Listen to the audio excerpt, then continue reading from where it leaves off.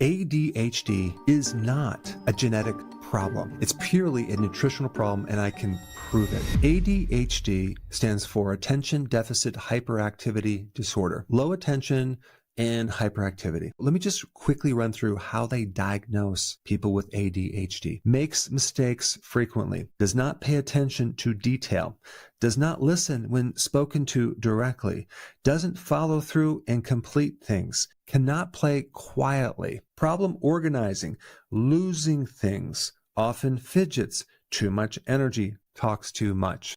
Most of these are normal childhood behavior. And all of these can be exaggerated when the child is eating poorly. The two medications that are used for this condition, Adderall and Ritalin, are basically a cash cow for big pharma. The definition of ADHD has been greatly expanded. They made it more diagnosable to put more people on medication. There's no objective testing that can be done. It's all subjective. And the way that they actually came up with this disorder is they got a bunch of psychiatrists in a room and they all voted on it. And that's how it became what it is. Talk about a severe lack of science. The drug companies do most of the studies. They create the pro-ADHD groups and organizations that support more diagnosis and more treatment. And by the way, the drug Adderall, which affects dopamine, is like one molecule off from crystal meth. But the problem is recently there was a whole meta-analysis that came out that showed that the effects of this drug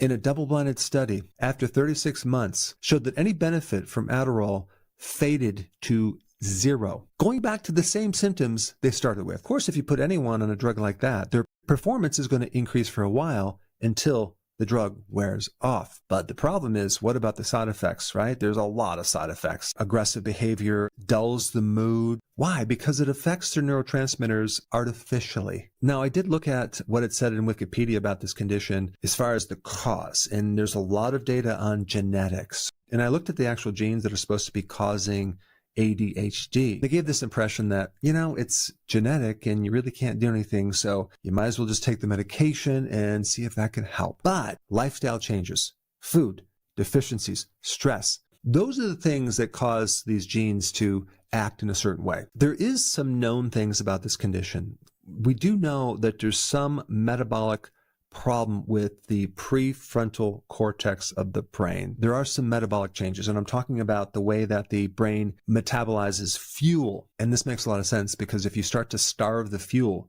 of any part of the brain, it can start to overcompensate, and you can start having symptoms, lack of attention, hyperactivity. Now, on top of that, if you add other things like food dyes, artificial sweeteners, sugar, hidden sugar like starch, monosodium glutamate, all the things in junk food have a huge influence on someone's behavior. I guarantee you right now, if I ate these Pop-Tarts for breakfast, my behavior would be completely inappropriate. I would not be able to think properly, especially if I was going to school. It's going to affect my brain. So we have really two things going on. We have all the additives. Then we also have things that are missing over here that I'm going to talk about next. If we just take dopamine, for example, and we want to increase dopamine, which can help focus, and it can also help a person feel calm. And we look at the precursor, the amino acid L-tyrosine that turns in the dopamine. And even when I was in practice, I would give certain people who had this condition L-tyrosine, and they would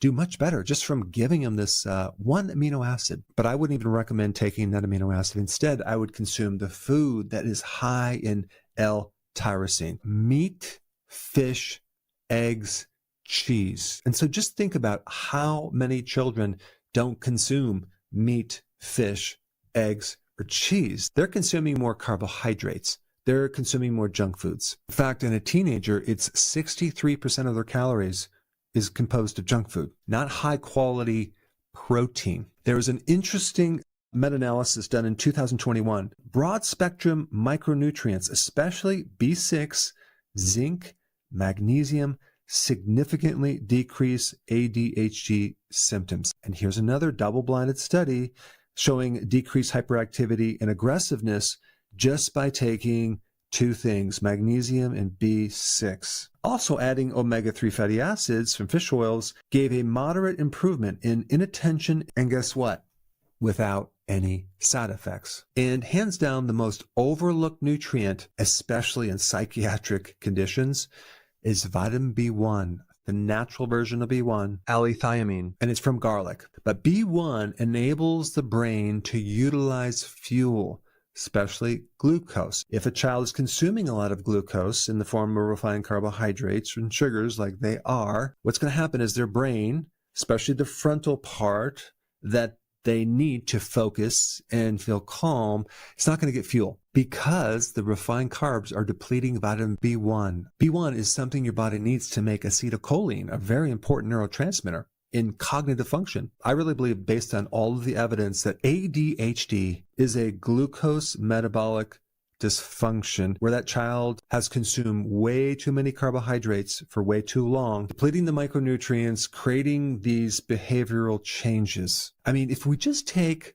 one of these micronutrients, vitamin B1, and we create a deficiency with that one single nutrient, that'll mimic brain fog, fatigue, irritability, feeling nervous, memory problems, and a very unstable mood. So I think B1 is crucial in anyone who has ADHD because that's going to give the neurons a kickstart. But at the same time, that child, that teenager, an adult needs to change the diet to a low-carb diet so their bodies can run on ketones. And ketones are going to bypass the damage they have in the neurons. So in other words, the nerve cells are finally going to get fuel, and that child, teenager, or adult is going to feel calm, and they're going to start to expand their ability to have attention on something. Brain inflammation is going to go down. Hyperactivity is going to go away. ADHD is a diet problem. It's a nutritional deficiency problem. It is not a genetic problem. It can be easily handled if you change that diet. And you don't even need to get into the genetics.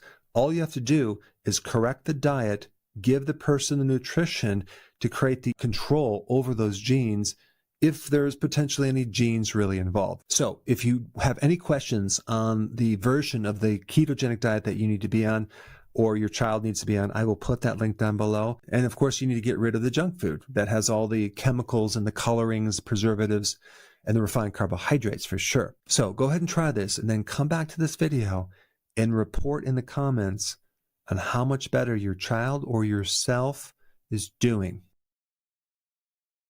Hey, before you leave, I just wanted to give you a little quick history on some of the books that I wrote. This was one of the first books. It's called Dr. Berg Body Shapes. It was my attempt at writing about body types. What was very interesting about this book is I actually did all the images myself.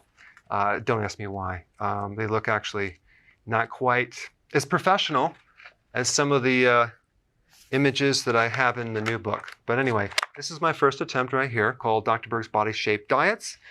And then I wrote a book more extensive called The 7 Principles of Fat Burning. I don't even have a copy anymore, actually, because it's outdated. The next book, I put about 1,000 hours into this one right here called The New Body Type Guide. Major updates on the body types. I put a lot of energy into this. It has professional images, graphics, all sorts of things. Now, the problem with this book is it doesn't really describe what this is really about.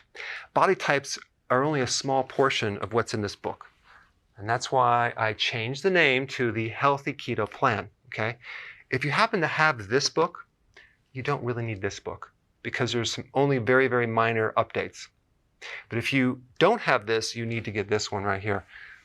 This book goes into every single detail that you would ever want to know about. It goes into the 7 principles of fat burning. It goes into hormones, the body types, the basic keto plan. It goes into intermittent fasting.